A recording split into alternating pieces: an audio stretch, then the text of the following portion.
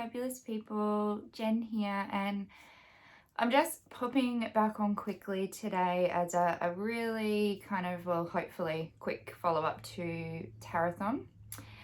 And a lot of people in the comments were sort of asking about what decks I was using, so I thought I'd just run through and just show you the decks that I did use in Tarathon and answer one or two other things that sort of got discussed in there. So let's just jump right in. So the first deck I showed was the gorgeous Phalakos Tarot by Carmen Sorrenti. Now I have trimmed mine. I trimmed the borders off of this deck. This is the backs. No words for this deck. It is just, it is unique, it is unusual, it is different. Yeah, and that's totally my style. We did one of these cards, did that card in particular, sorry. So yeah, really, really beautiful deck. So that is the Phalakos Tarot. It is an independent deck, but you can still order it. Can't remember the order I talked about the rest, so I'm just gonna go through whatever's sitting in front of me right now. I talked about the Raven's Prophecy Tarot, and this was included, so the next ones will all be sort of in relation to when I was talking about what types of tarot decks I might use during healing. These are the backs. I've edged mine in orange, which I love. Again, a unique, and I'm sorry about the lighting. I've had to sit in a different position because I've had all these decks still out waiting to record this, so everything is just everywhere in my room, and that's why I wanted to do this, so I could get it tidy again and feel the peace of my space again. So yeah, this is Raven's Prophecy Tarot by Maggie Stivata. Don't know if I'm saying that right. Absolutely beautiful. Again, very unique kind of deck, and I talked about I'll use this if I want more openness in my decks. Okay. Another one I talked about was the Thelema Tarot, and I talked about using this. That's the backs. Oh, I'm sitting in the worst position lighting wise right now. I talked about using this because this deck to me reminds me of my grandma and the fantasy stories she'd tell and books she'd read, and even the real life stories she would tell about her life growing up in England and working in the manors and stuff. And so yeah, that's one of the reasons this for me can work as a healing deck. That's a mass market one, Raven's Prophecy mass market deck. Apparition Tarot, a Spirit Speak Tarot deck, a beautiful gift from the amazing Masha. And this is an independent deck, but I'm certain it's still available. So these are the backs, and this deck is just, it's gorgeously gold gilded, very open, very simplistic, again, very unique, which is extremely my style. So a deck that's not going to be for everybody. Look at that, wow. Yeah, so this is the Apparitions Tarot, a Spirit Speak Tarot deck. All right, then I spoke about the Mother Peace Tarot deck, and this is by Karen Vogel and Vicky Noble.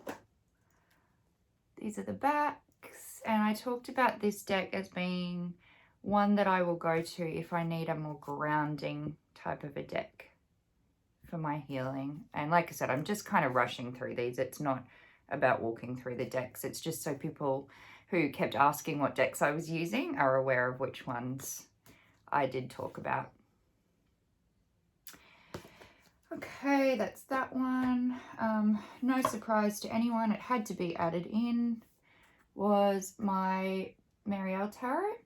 Now the one I showed very briefly, these are the backs, sides are gold gilded, silver gilded, is the second edition Marielle, is the one that I used in Tarathon. And I talked about this as being a deck I might go to if I want to really deep dive into healing work. And again, if you followed me for 5 minutes, you know how much I am absolutely in love with this deck. So that is that one, the Marielle. Okay. Ones I didn't get to mention because I got to rushing through, but I just thought I'd show you now. These next two, again, everyone's seen them most likely before. I was just going to talk about in the way of if you want to have decks that don't have people in it, because sometimes if we're doing healing work, it can be a little bit easier to do that with decks that don't have people. And so didn't mention these, but Tarot of the Magical Forest, you know, it's just all cute animals. And Tarot of the Magical Forest is a Low Scarabeo deck by,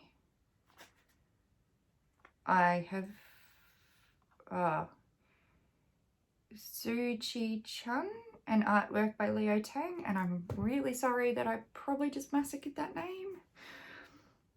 Guardian Tarot can be another great one.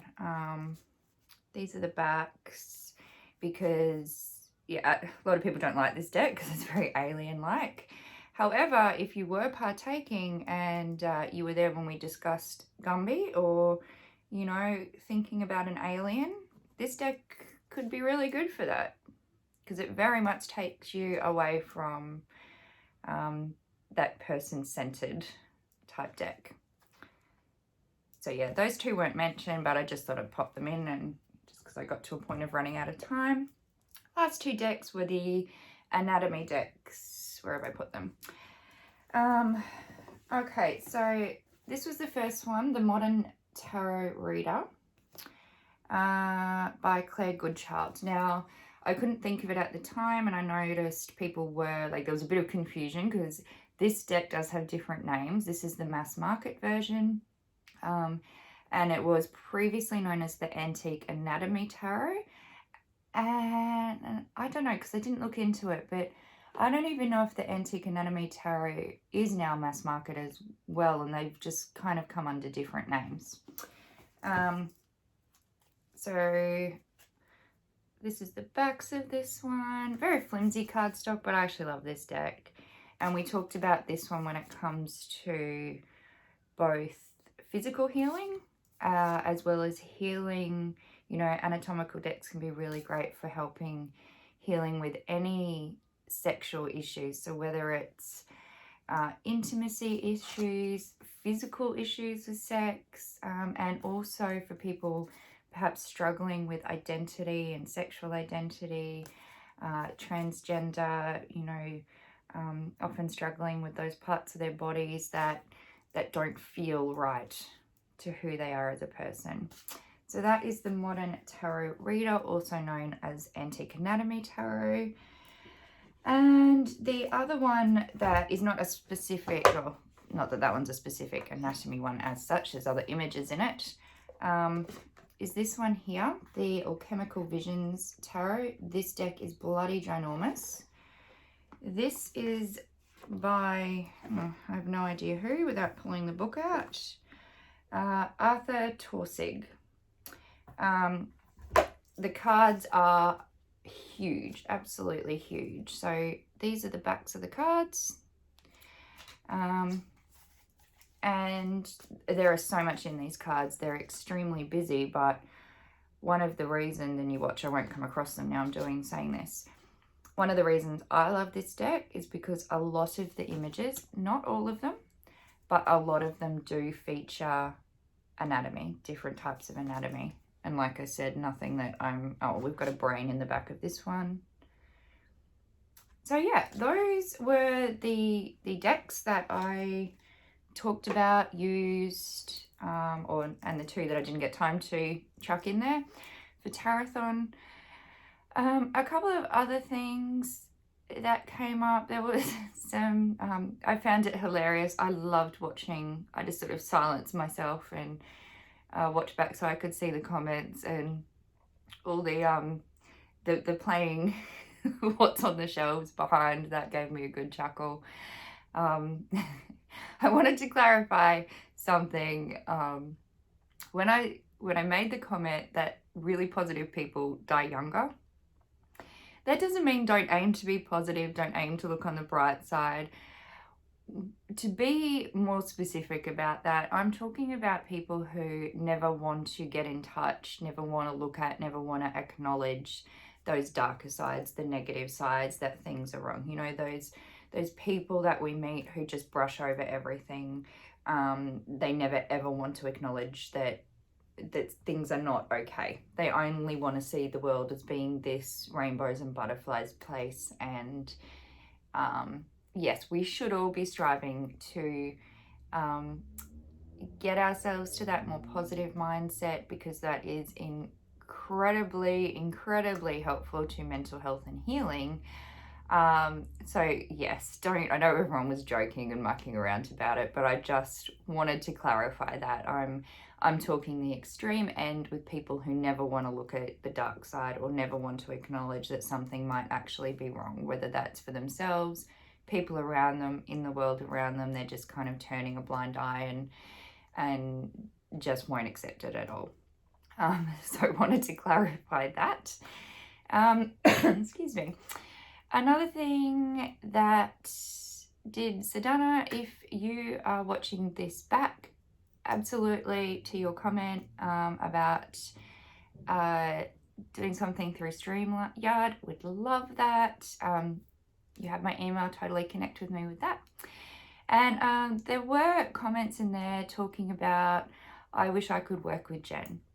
And you can, okay? You can work with me.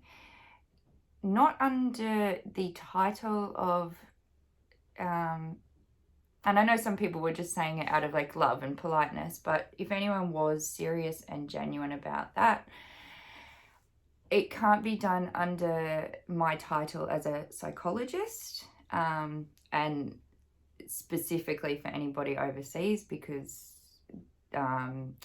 with America in particular, our insurances here do not correlate at all. But yes, you can work with me. I will actually be setting more of that up in the future, because I am in fact transitioning. I'm in the process right now, up until when it's officially kind of comes to a bigger stop, of transitioning away from my psychology practice. And as part of that, I still always want to be there to help people. That's where, you know, my values lie. That is what gives me energy. And, you know, so yes, if you want to work with me, you can reach out. There's nothing official at this point, and I will decide down the track whether I decide to do websites, things like that. But right now, it's just about shooting me an email, which will be in the description under this. So if you were serious about that, know that it's going to be a good 2 weeks or so before I can start anything, just as I kind of get everything sorted in my own life and what I'm doing. And yeah, I'll have it all officially more planned and structured in coming months. But right now you can certainly reach out via email. But like I said, it can't be under the title as your psychologist. Therefore, if you're in Australia as well, it can't be used under a mental health care plan. So if you were serious about that, feel free to reach out and we can chat, and you can see if that feels right for you. Okay, I think that's it. I did want to just keep this short. We are under 20 minutes. Yes, Jen, we're actually under 15 at this second. Thank you again to everybody. All the beautiful comments that were in there. I was blown away, so blown away. And to everyone who partook in Tarathon, all the incredible content creators, everyone who watched, even if you had to sleep, you had to work, you had commitments, and you could only make it to one. Thank you. We all put so much into the behind the scenes work of doing this, and it means a lot. And to Simon, again, I just want to say thank you. The behind the scenes work you put into this is just, it's beyond words. So I'm going to leave it at that. If you have any other questions about the decks or anything at all, if there were any questions you still have around that Tarathon video, if you did comment and I happened to miss it going back, please feel free just to pop it in the comments under this and I will answer them. All right, love to all. Bye guys.